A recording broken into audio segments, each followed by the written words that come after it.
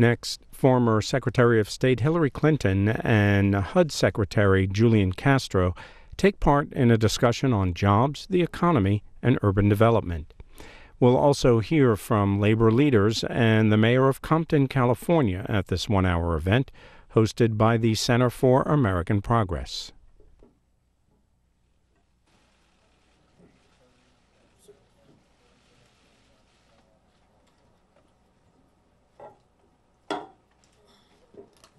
Good morning and welcome to the Center for American Progress. My name is Neera Tandon. I'm really honored to have all of you join us for this very special roundtable focused on expanding opportunity in America's cities.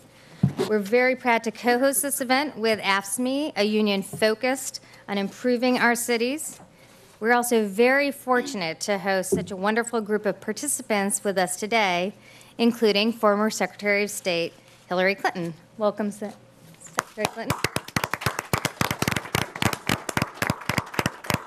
In a moment, I'll introduce our other guests, but first, I'd just like to say a few words about why we're here.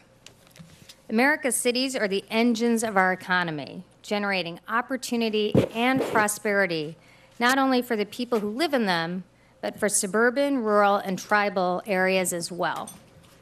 Our nation's top 100 metro areas alone account for at least 75% of the nation's gross domestic product.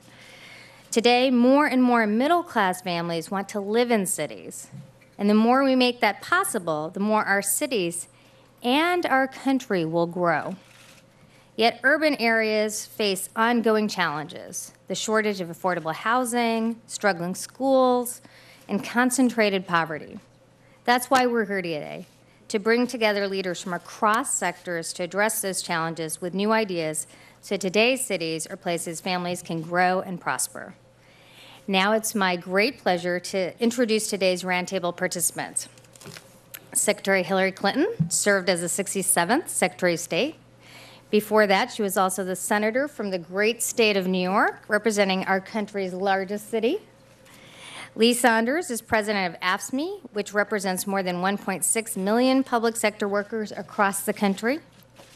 We are also very honored to have Julian Castro, Secretary of the Department of Housing and Urban Development. Secretary Castro is also the former mayor of San Antonio.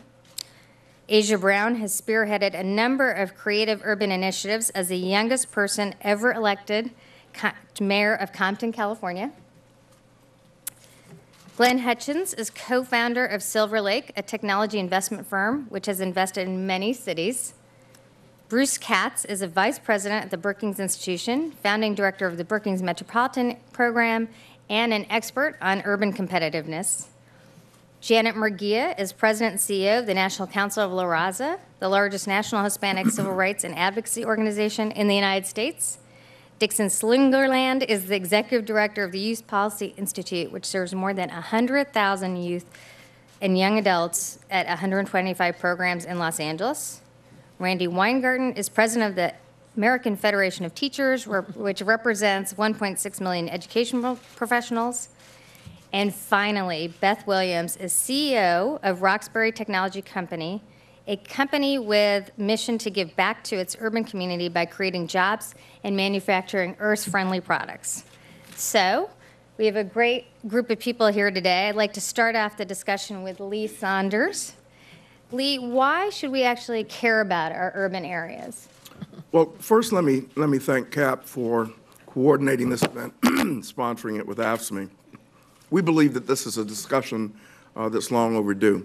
That in fact there is a tragedy going on within our urban centers across this country, the lack of jobs, the lack of good paying jobs, and we've got to talk about it, not only on the labor side, but business, academics, elected officials. All of us have got to think outside the box to talk about the problems that exist in the urban areas right now. You know about the Detroits of the world. You've heard about Atlantic City. You've heard that some of these cities are actually having a comeback. But if you look at those specific comebacks, you will see that, in effect, it's in just smaller areas of that particular city.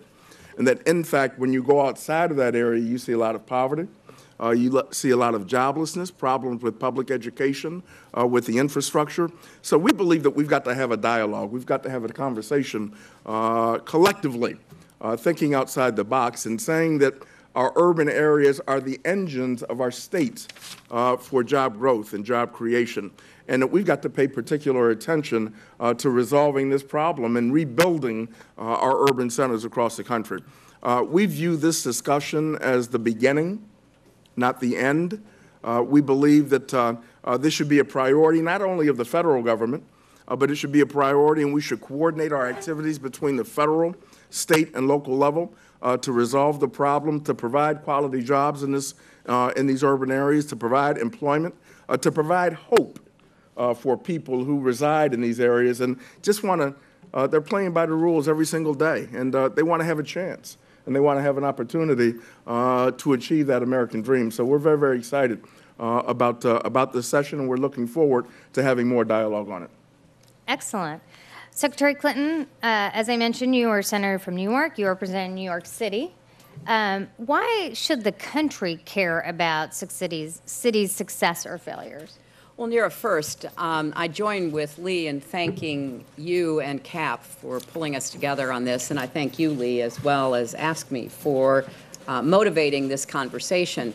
I did represent New York for 8 years, and I not only represented New York City, I represented Buffalo and Rochester and Syracuse and Albany and Binghamton and a lot of other places that had very different challenges, but they all fell under the category of how do we make sure our cities are good places for people to live and work, and that's become even more important as we've watched how cities are driving economic prosperity. It used to be that jobs were moving out of cities into suburbs, into rural areas. That trend is reversing.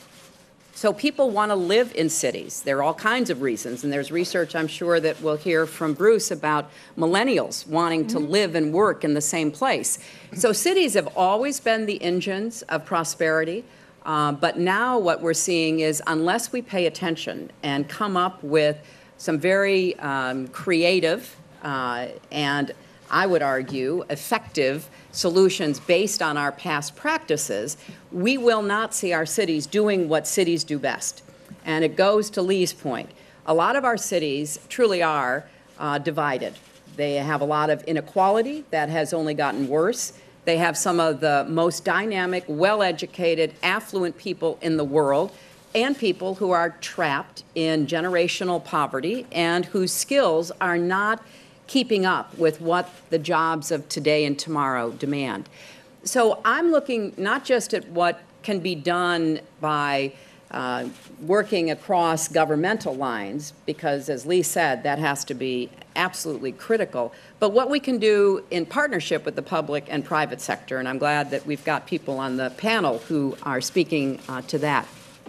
Let me just make 3 quick points. One, I think that we, for a long time, especially at the federal level, but also at the state level, shifted resources to follow people, which meant that we shifted resources out of cities. It made sense because roads had to be developed, all kinds of utilities and other infrastructure had to be put into place in suburban areas and even further out.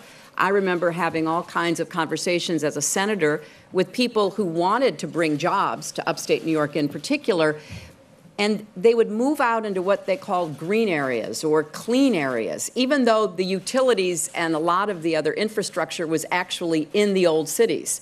And so how do we begin to make what we already have more of an attraction? But then that raises the second point. How do we repair and update a lot of our infrastructure? In a lot of the older cities, we have terrible problems with water systems, sewer systems, to say nothing of not keeping up with an electric grid or broadband access that are the infrastructure of the future. So we have to do what I would hope to see as kind of a mapping of our cities and an understanding that when it comes to the physical infrastructure, we have to take care of what we already have, upgrade it, modernize it. We've had problems here in Washington. We have problems in New York. Potholes exploding, all kinds of issues. We have to really invest, and then we have to throw it into the future. The second big issue, though, is the human infrastructure. You know, That's the most important part of any city. It's the most important part of our entire country. What do we do to better equip our people to be able to take the jobs? And how do we keep middle-class families in cities where they want to stay?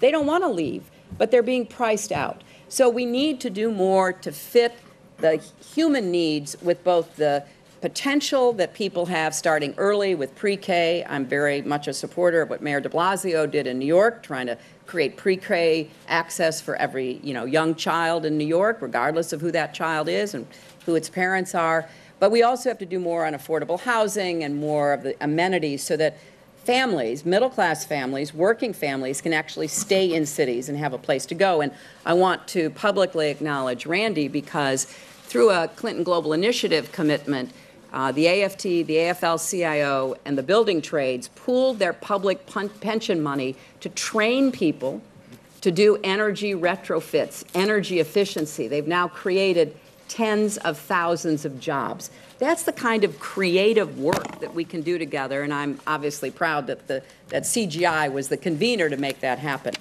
But then the final point I want to make is this.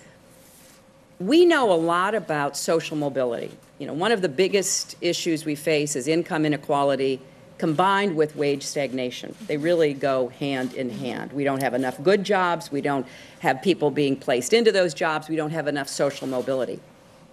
Some really interesting work being done by Professor Rod Shetty and his colleagues up at Harvard, I think really wakes us up as to what we're facing. They have looked at the indicators of social mobility. Why do some communities have, frankly, more ladders for opportunity than other communities? How do we promote success and upward mobility?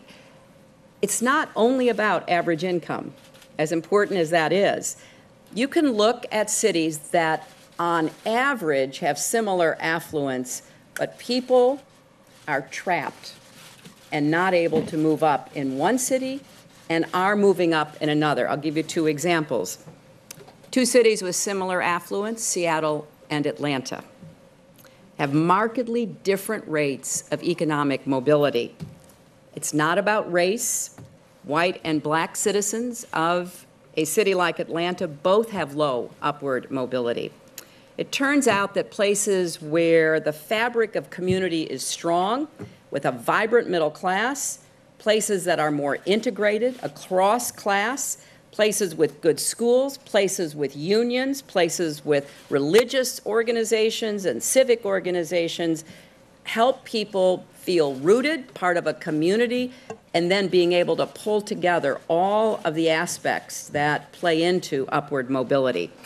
So we need to think hard about what we're going to do now that people are moving back into and staying in cities to make sure that our cities are not just places of economic prosperity and job creation on average, but do it in a way that lifts everybody up to deal with the overriding issues of inequality and lack of mobility. And that's why I think this conversation is so timely, and hopefully CAP and others will continue to work on these important challenges. Thank you so much, Secretary Clinton.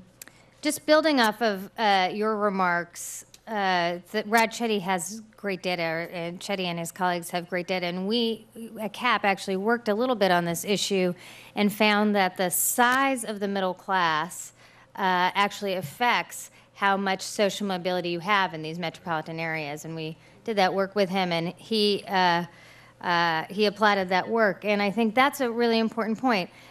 Bruce Katz, in the 90s, we saw articles about how cities were dying. Secretary Clinton referenced this. Now they're seen as the engines of growth, but what are the strategies you've seen that actually succeed in making cities more hospitable to the middle-class families who want to live there? Well, I think the Secretary has it right. I mean, this is a very different conversation today than 10 years ago because cities have enormous demographic and market wind behind their back. It's the millennials. They want communities where they can live, work, and play. But it's also companies that are moving to an open innovation model. They're not staying in their silos, inventing only within the four walls of the company. They're looking to interact with researchers and others. That revalues proximity, density, authenticity, cities. Mm-hmm. So there's really four strategies that matter that have been played out in the past and are playing out today. Innovation. You have to, as a city, your companies, your cluster, continuously innovate on products and services. Advanced research institutions matter, medical campuses, and the companies that cluster around them. Skills, STEM skills, science, technology, engineering, and math, not just for people with four-year degrees, but with people coming out of high schools, community colleges, business training efforts. Infrastructure, as you said, not just roads, transit, and bridges, but to move energy, to move ideas, broadband, ports, airports, logistics. Cities are trading entities. And last, the quality of place. This probably matters more today than it has in the past 50 years. Authenticity, amenities, vibrancy, vitality, that's really critical to the innovative process which makes cities hum, metros hum, and the economy hum. So there's a recipe out here. It's worked in the past for a bunch of cities.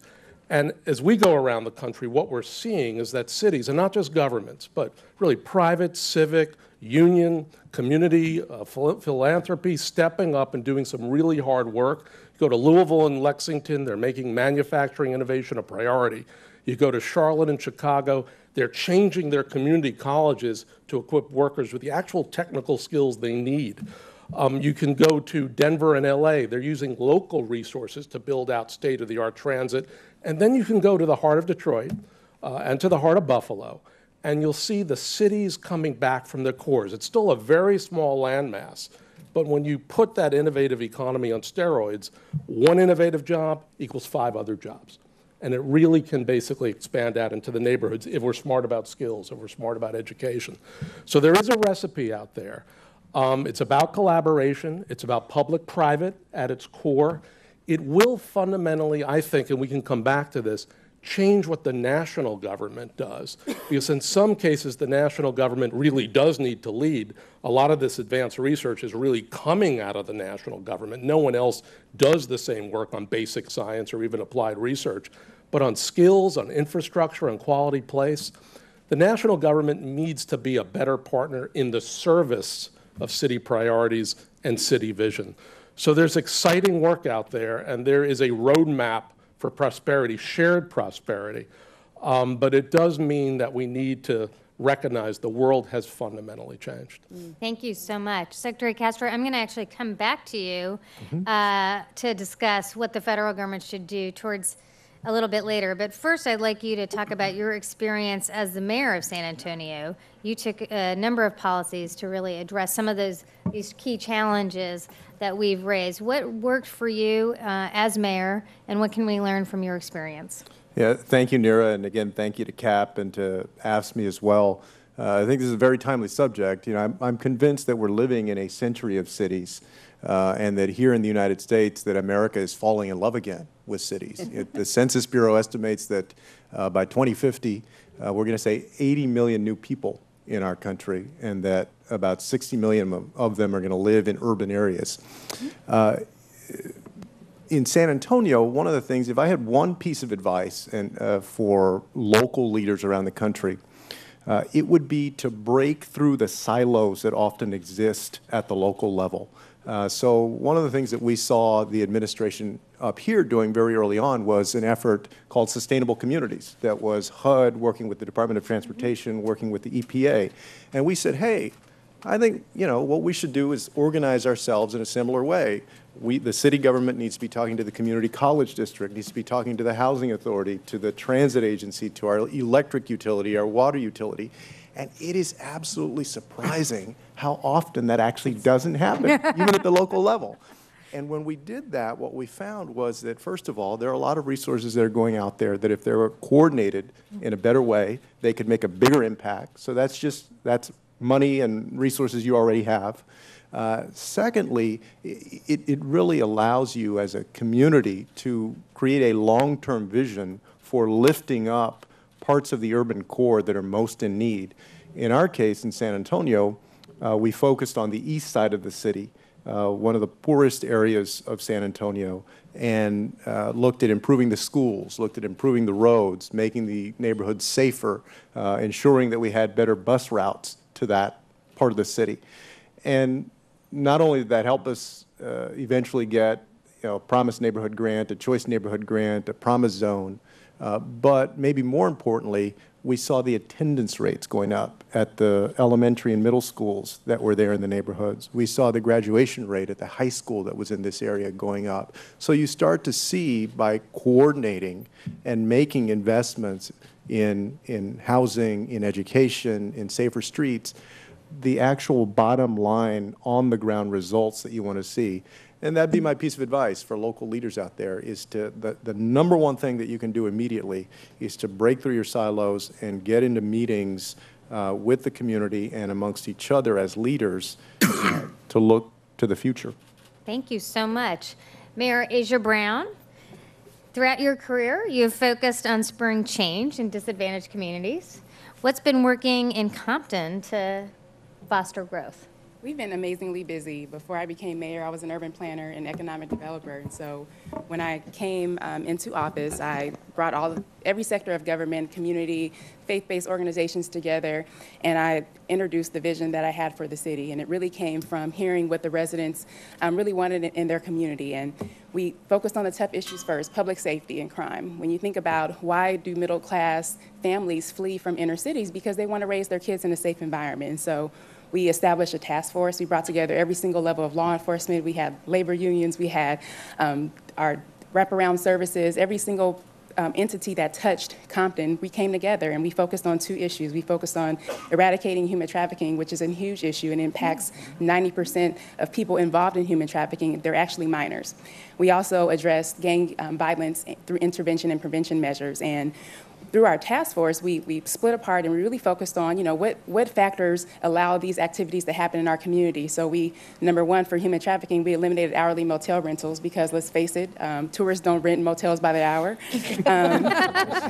We shut down a motel, and we really actually were able to identify really what the hubs of these activities were. We also focused on addressing gang violence. So we rolled out prevention programs. We really focused on truancy and how can we work with the worst kids and get them back on track. We also focused on a gang sit-down. I asked every single level of leadership in terms of our gangs in our city to come together. We sat in a circle. There were about 50 men, and I asked them, could we have peace? Who's going to be the last man standing?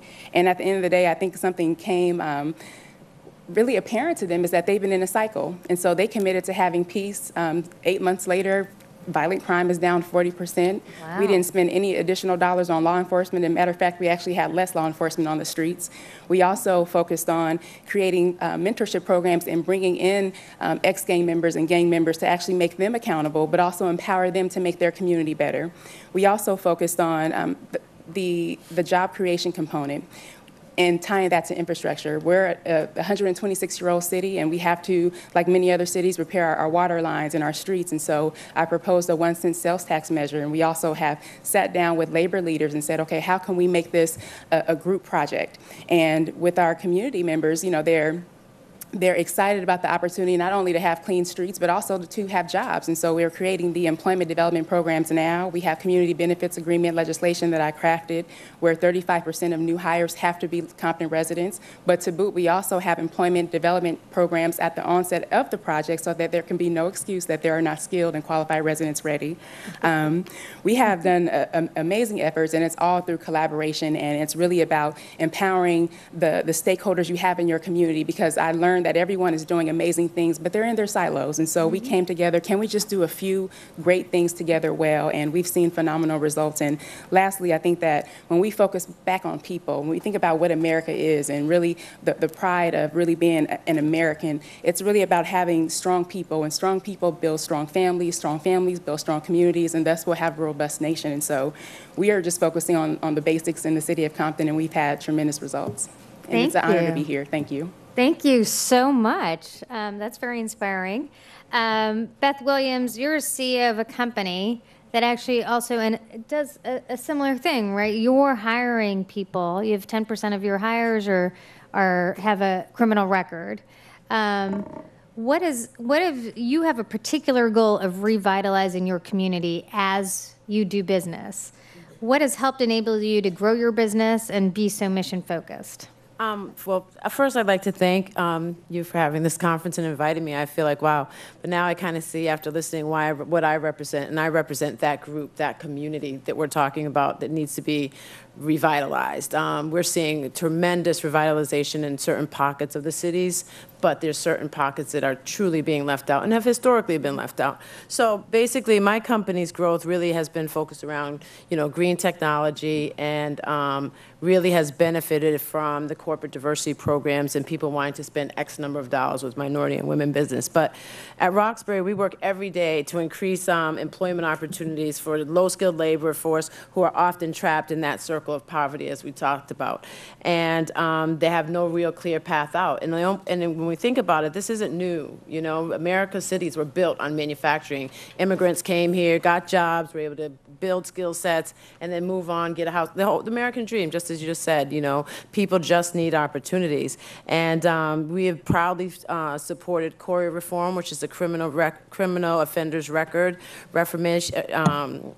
Information, and 20% of our workforce are ex-offenders and ex-gang members. We make a big effort to hire young men. I feel like young men, particularly young men of color, are at tremendous risk in this country, and that unless we do something about it, those communities are at tremendous risk as well. And so it's great to hear some of the things, Mayor Brown, that you're doing. And so we really focused on how are there ways to prevent recidivism. You got to create jobs. I mean, we can talk about all the innovations, research studies, everything. People want jobs. And I felt like I had, people at my job. Yes, we build imaging supplies for Staples. They're my biggest customer. So it's not that they're just learning how to build a toner cartridge or an ink cartridge. They're learning how to read detailed manufacturing instructions, quality control procedures, warehouse logistics, shipping and receiving, skill sets that they can then take on to other companies. And so I feel like I've been successful when I've turned a young gang member around who said, Ms. Williams, you've saved my life. I'm now working as an apprentice, as an iron apprentice, or I'm now working at a warehouse at Neiman Marcus. Those are things that say success to me.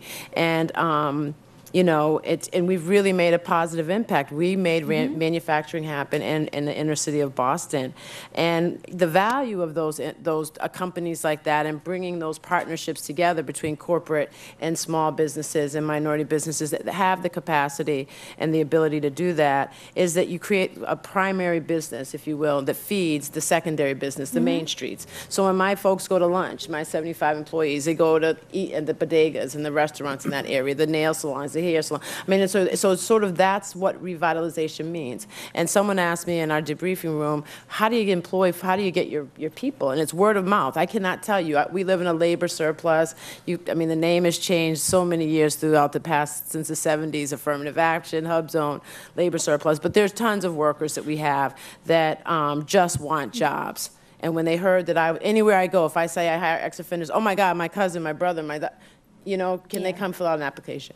So, so it's really very, very critical that, corporations and governments continue their focus to allocate resources to helping small businesses and women and minority businesses, because typically when these programs were established, they were established too with the mindset that minority and women business programs, or companies rather, will hire people from their community. Right. And so, the government's one of the largest consumers in the country, so I really hope that you will, as we continue to look at this issue, that we've tried to figure out ways that we can kind of tweak some of these programs that the government has to make them more effective in partnering and looking at ways to help grow these businesses. Great. Thank you so much. Glenn, I'm going to turn to you. You have been, Glenn Hutchins, you've invested in companies in a range of cities. And innovation is a critical component, but I'd love to get your views on what cities are working and what cities are not working to attract business. Well, I tell you, after listening to this, I want to invest in Compton and in Pittsburgh. And in Boston, though I have some investments in Boston. But by the way, you two are real heroes. And I want to tell you how much I admire what you've done. And I think we should all listen very hard to what you guys have said. So what I thought near I'd talk a little bit about very quickly, 3 minutes, is over the course of the last 30 years, I've had the opportunity to help build businesses that became world-class businesses in both Pittsburgh and Detroit. Over that time period, I saw one city go through a renaissance and the other collapse into bankruptcy. I had a front row seat to view that. It was very interesting. Pittsburgh, but by the way, both cities were vulnerable to declining basic American industries, had basically the same set of problems. In the 80s, Pittsburgh lost 75% of its basic metals employment, but over the course of the next 30 years, built a world-class city. And what I saw was a collaboration between all parties, business, labor, government, universities, hospitals, philanthropies, et cetera. They built a tech hub based on robotics and computer science around Carnegie Mellon. They built a healthcare hub based upon the University of Pittsburgh, a medical center. The philanthropies derived from the steel fortunes invested in education institutions, cultural institutions, historical preservation projects, made the city a really interesting place to live. Government, together with private players, invested in a bunch of brownfield redevelopment projects that really revitalized the city, as well as some technology investments to bring companies in. And then the students who came to go to the universities got good jobs and affordable housing and stayed, and created a resurgence in the economy. So by 2009, when I will note the automobile industry in the United States was in bankruptcy, Pittsburgh was voted by the Economist Intelligence Unit as the most livable city in the United States.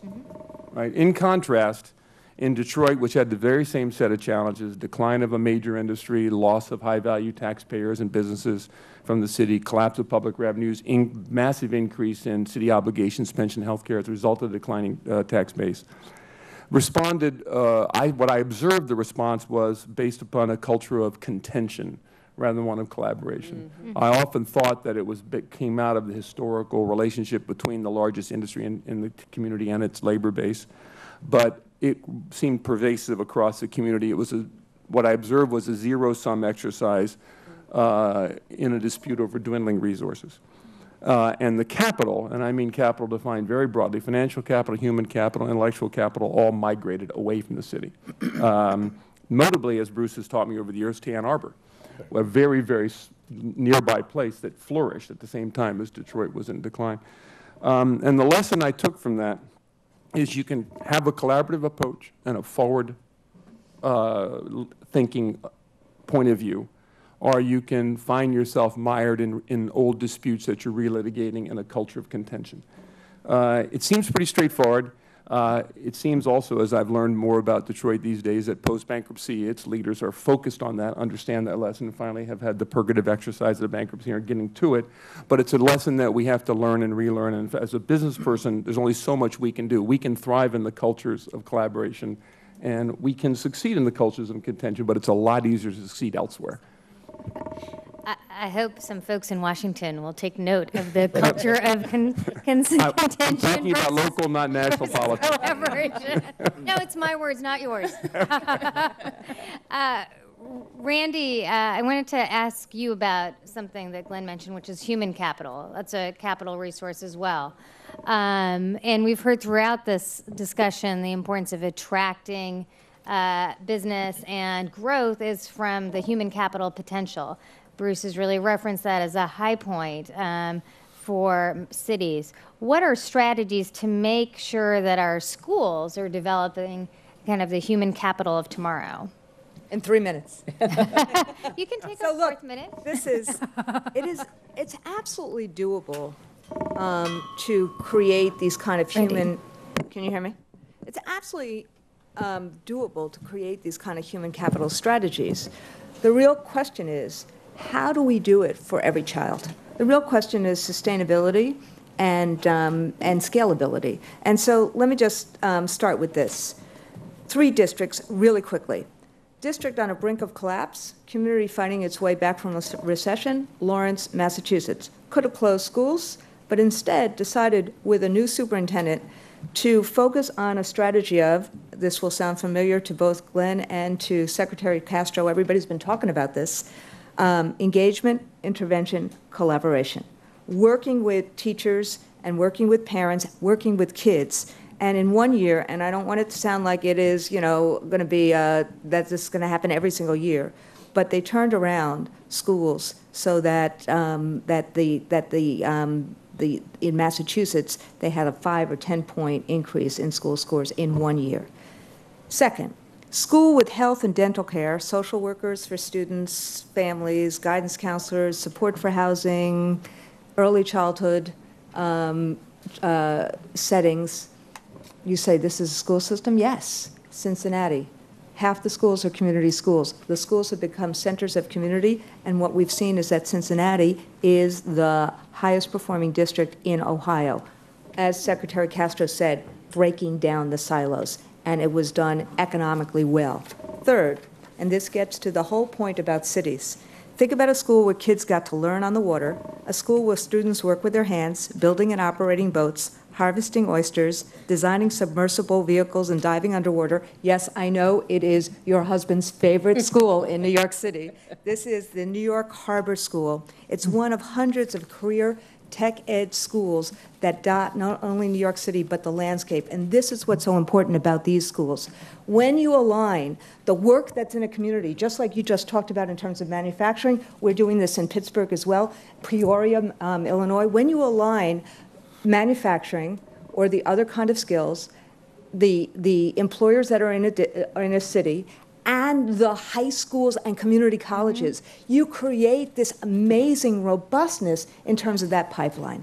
And in fact, that's where someone like Nick Pinchuk, chairman and CEO of Snap-on Tools, has said, we're in a global competition for jobs, and the single best weapon is CTE. We need to outskill the competition.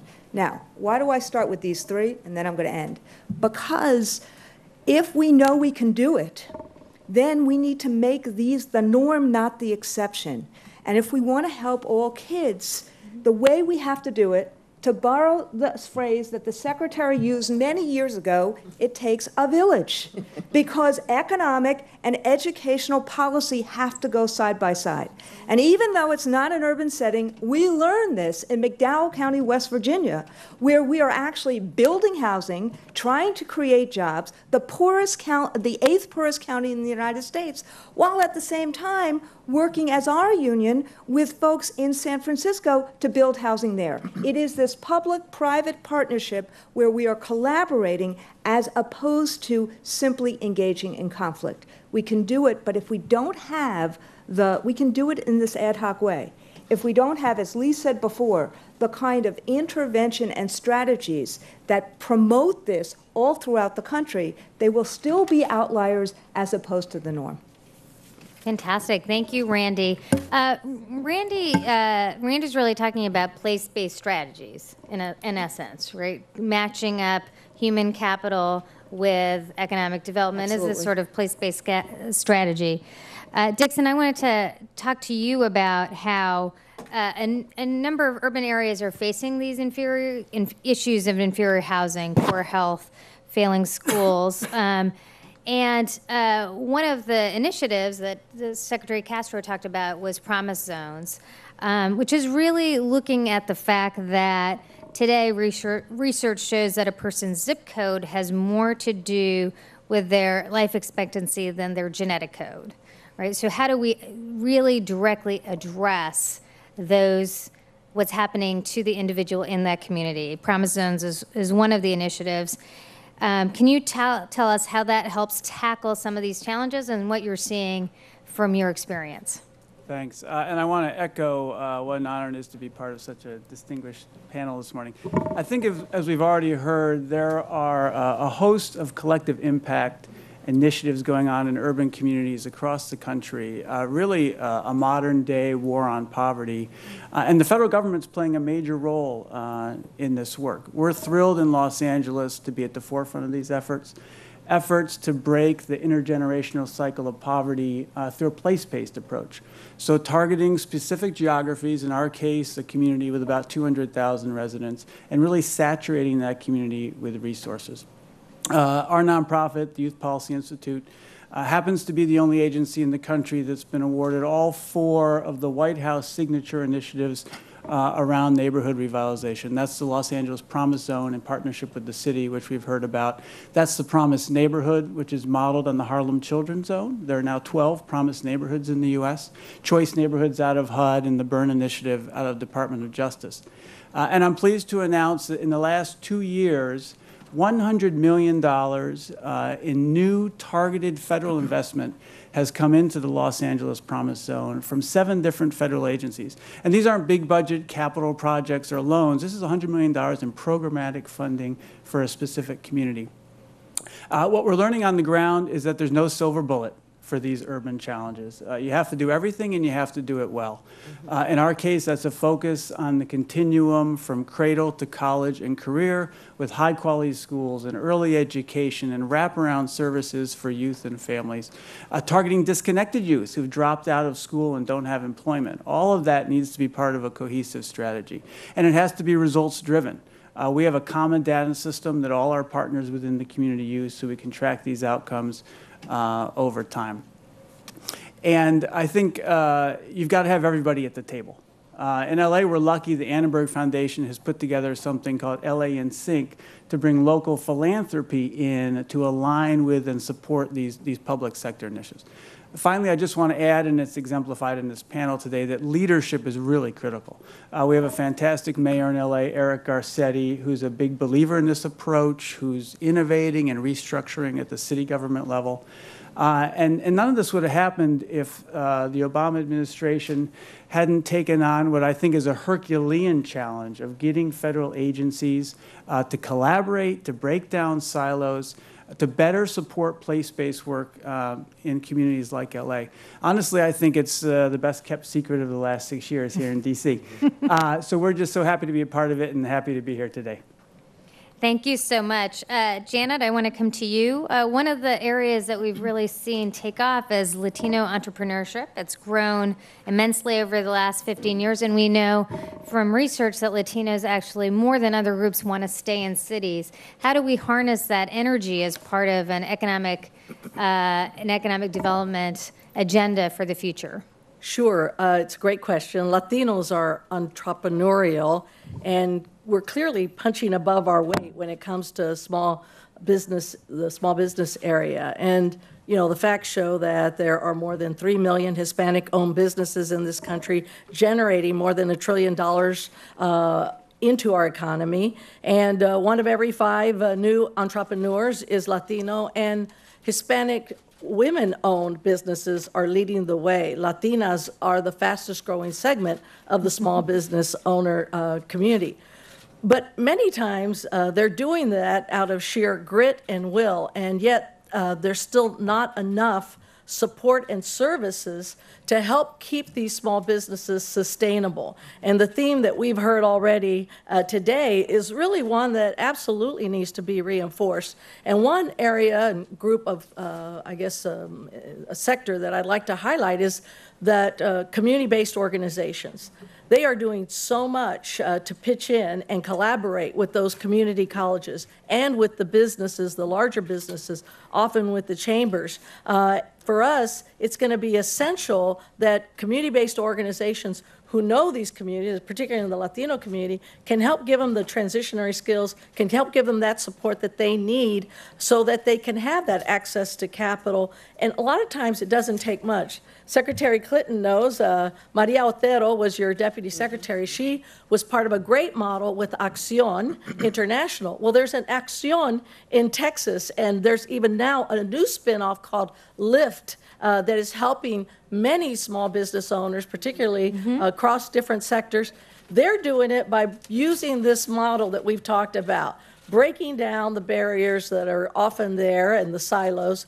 And we at the National Council of Raza are looking to make sure that our affiliates, Dixon here is one of them and is a shining example, but you know, there's lots of ways that we can be doing more. I will say that Prince Charles was in Washington, D.C. last week, and while he did many things, one of the things that he did was visit the Carlos Rosario Center here in Washington, D.C., an NCLR affiliate, and he was looking at, I was told, the way that they were integrating immigrants to have the skills to be able to succeed in the mainstream. Oftentimes, many of them need small business assistance and learning about the access to capital. But sometimes it's just the language skills that we need to transition them so that they can be fully successful. And I think that there's much more that we can do. One of the things I would just say as I close is that we're doing a lot as a community, I think, to be part of that vitality in the urban core. But I would say that one reason that oftentimes some of these folks turn to the small business sector is because still the labor market is still not a sort of an even landscape, and there are limited opportunities. And I would hope that we can still look at adequate ways that we can support our workforce development systems, because I think we need to be moving on several fronts to make sure that the urban progress we make is inclusive of all of our communities. Can I just jump in? I know I'm not on the agenda for that, but I agree 100% with her with one of the points that you made, and that is we're looking at partnerships with the community colleges, we're looking at partnerships with the schools, but we are not looking at partnerships with the small businesses, and particularly the small minority and women businesses that are there. We don't have the bandwidth to reinvent ourselves as a large corporation does. So as we're looking at all the changes with innovation, we need to be partnered with some of these corporate partners and be a part of that, be at the table. Do you know what I mean? And we're not, you know? And so I couldn't agree more, more 100% echo it, because that's kind of where I am right now. I mean, I know a lot of folks, but, I'm looking at my peers and what's happening, and we're seeing a big change and some wonderful things happening in Boston particularly, and the Innovation District, but it's not filtering over. And so really, if we could look at ways for corporate and government to pay attention to the small businesses and integrate it into this new process with STEM and the community colleges, et cetera, that I think that it would really have an impact. That's great. Janet, did you have anything else you wanted to say? No, I was finishing up, so it was fine. I think that for me, it's just real important to reinforce this notion that a hidden gem in these core urban centers are these community-based organizations. Absolutely. Right. And they're hustling out there, trying to support, and I really credit a number of folks in the public and private sector. Foundations have stepped up in a new way to offer us models so that we can scale some of these programs. But it has to be a partnership, and there has to be coordination and collaboration. And there's just a lot of folks working really hard out there. They want to make it. They want to contribute, but they need just a little bit of help. And again, having a small loan, it doesn't have to be a big one, for some of our folks to be able to open those doors, but to keep them open for their small business. That's going to be how we're really making sure that there's vibrancy in these urban centers. Glenn? The only thing I would add to this, and I think Beth and I talked about this before, the only thing I would add to this is kids who come out of good schools with science and engineering degrees are going to do just fine, right? And what we need is to focus on the people who have never had a job, the jobless, the long-term unemployed, and the post-incarceration population. And that's a lot about, not about STEM research, but it's about skills training integrated with the local businesses, small and large. And it still amazes me that our unemployment insurance system is based upon job search as opposed to training. And we read that, and if you're going to break into the hardcore unemployment at those levels that you and I were talking about earlier, you have to be able to do that. I just wanted to add, because this is exactly on point. We have, at the last count I saw, 5.6 million young people in America between 16 and 24 who are neither in school nor at work. And if we don't consciously try to set up better systems to reach out, find these young people and train them. We're doing something at the Clinton Foundation called Job One, because as Glenn said, a lot of them have never had a job before.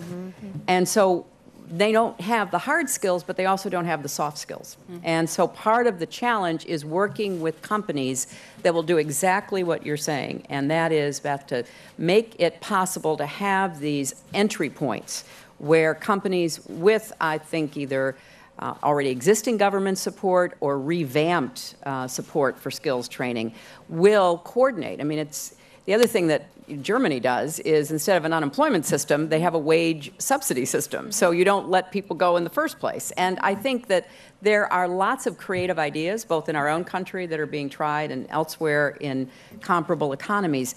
But we have to focus on that first job and get people into that system so that they then can, maybe get better educated and better opportunities will come. Randy, did you want to say something briefly? So what we often do is we do top-down rather than bottom-up. And this whole notion of neighborhood-based and thinking about how you work, how you both work with the assets, you leverage the assets, including human assets and community-based organizations and the faith community, to actually find your kids in the neighborhood. Mm-hmm. And that's part of the reason that what we've seen when we wrap services around schools and try to think about the school as the center of community or church as the center of community, we find the kids. Because kids actually, if we can engage them, they don't drop out. Mm-hmm. If we can actually engage businesses, small and large, in terms of the CTA process, we actually have a pipeline to jobs and a pipeline to more learning. Great. Lee? I'm getting a number of things out of this discussion, but there are a couple of words that people have constantly repeated, and one is collaboration. And as a matter of fact, someone said should be collaboration rather than contention. Unfortunately, in many cases, that's where we begin, in a contentious mode. I can give you a variety of examples. In Detroit, for example, where the first thing when it went into bankruptcy, they were looking at cutting retirees' benefits who earned on average $19,000 a year. They were looking at cutting those benefits by 40%, just out of the box. And obviously, we had to react to that. I mean, our members and our retirees live in these communities who are affected. They care about the communities. They provide essential public services.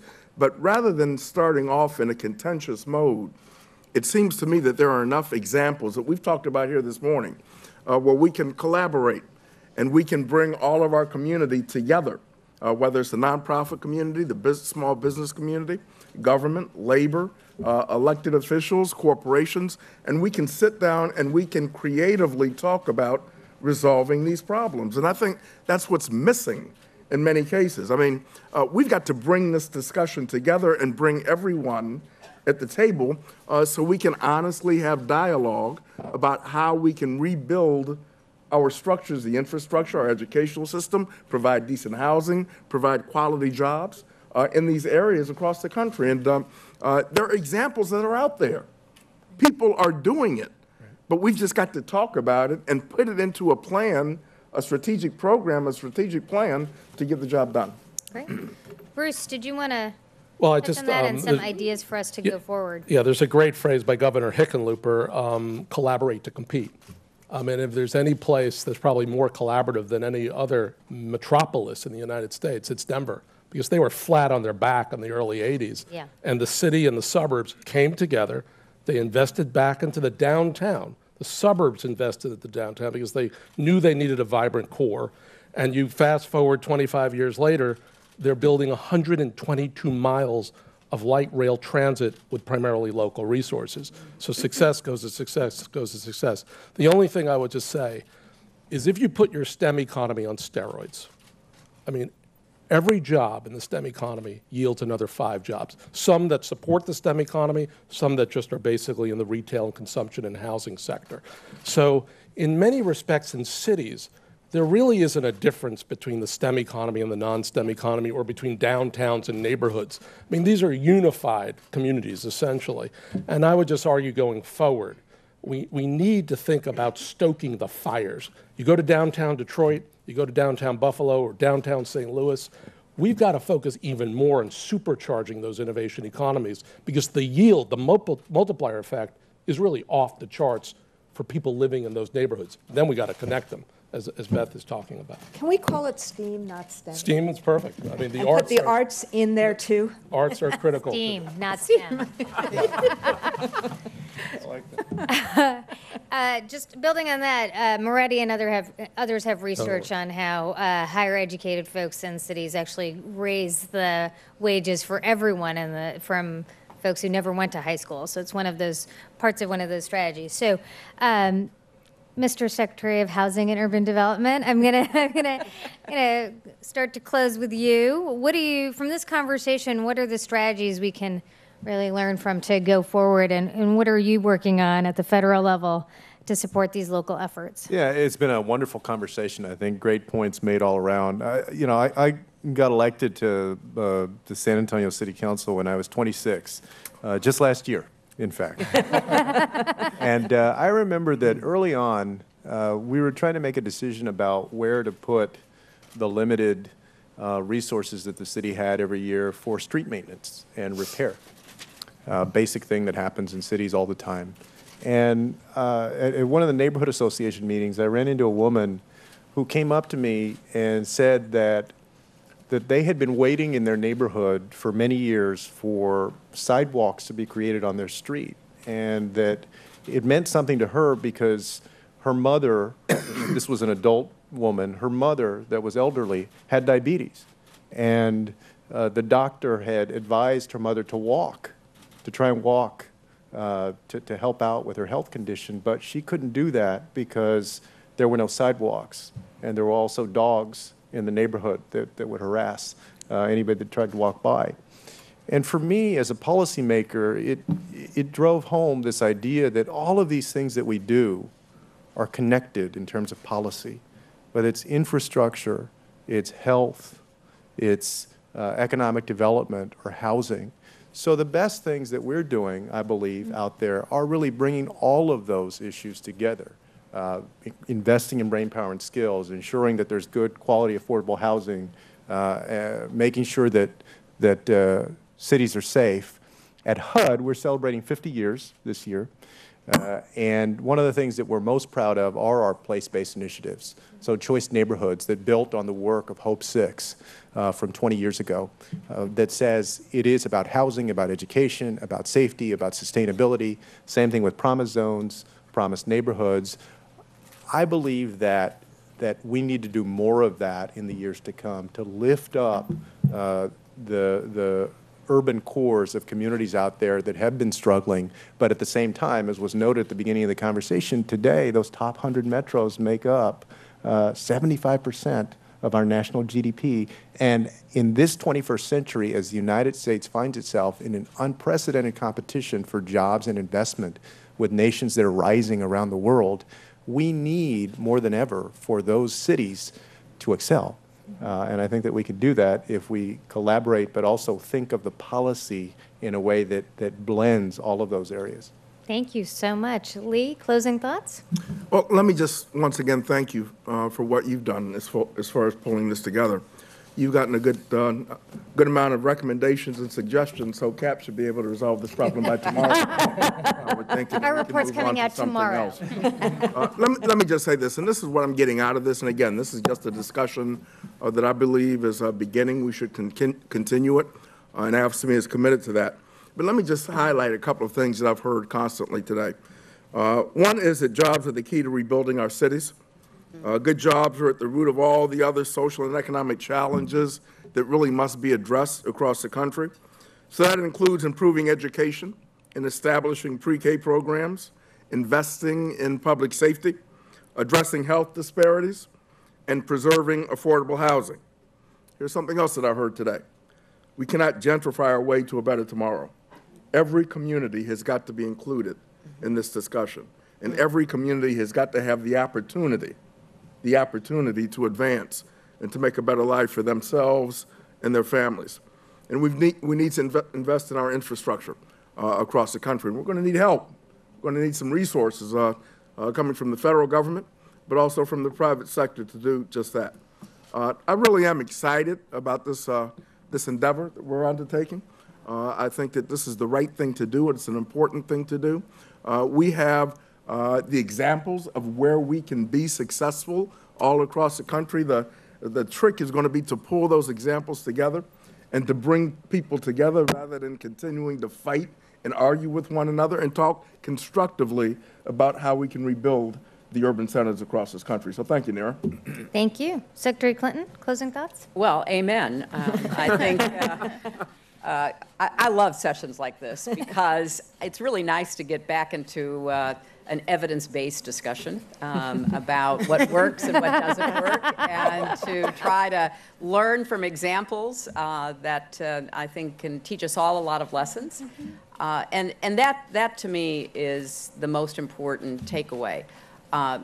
We have cities that are working well because they have been reinventing themselves and they have done so in a collaborative, inclusive manner. They still have work to do, but they at least are demonstrating there are approaches that we can learn from and then try to apply. And we have other cities which we know are having difficulty kind of overcoming the contentiousness, trying to figure out ways to collaborate, where it's really more of a political battlefield than a policy discussion. So I hope that CAP and the others represented here this morning can do together what is so needed, and that is to try to stimulate a conversation in cities themselves, because I do think it's both bottom up and top down. If we can get more cities going to state capitals and coming here to Washington and saying, we need to abolish the silos, we need your help in creating the conditions for coordination and collaboration, we need to have your help in convening, and that's something that Secretary Castro is very focused on. And then looking at what works and looking at results, which I think Dixon also has pointed to. Look at what works and get out of the kind of very unproductive discussion that we've had for too long, where people are just in their ideological bunkers having arguments instead of trying to reach across those divides and come up with some solutions. And Mayor, I think that what you did with gangs and gang members is exactly what needs to be done in so many places in our country. So don't be surprised if you get a call to come, and maybe we'll start not too far from here in a beautiful domed building where kind of get everybody in the same room and start that conversation that could lead to collaboration and better results for our cities and our country. So thank you all very much. Thank you. Thanks for that ending, and thanks everyone for participating.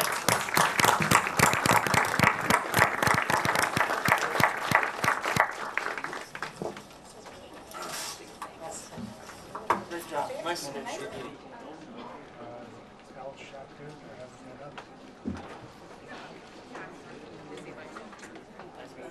And thank you for this. All right, cool. Switch.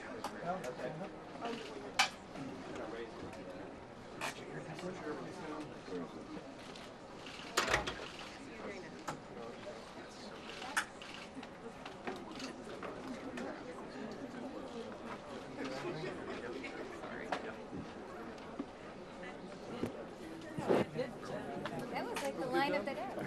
It did fuel the Industrial Revolution. How are you? If I can wade through here and get a hug.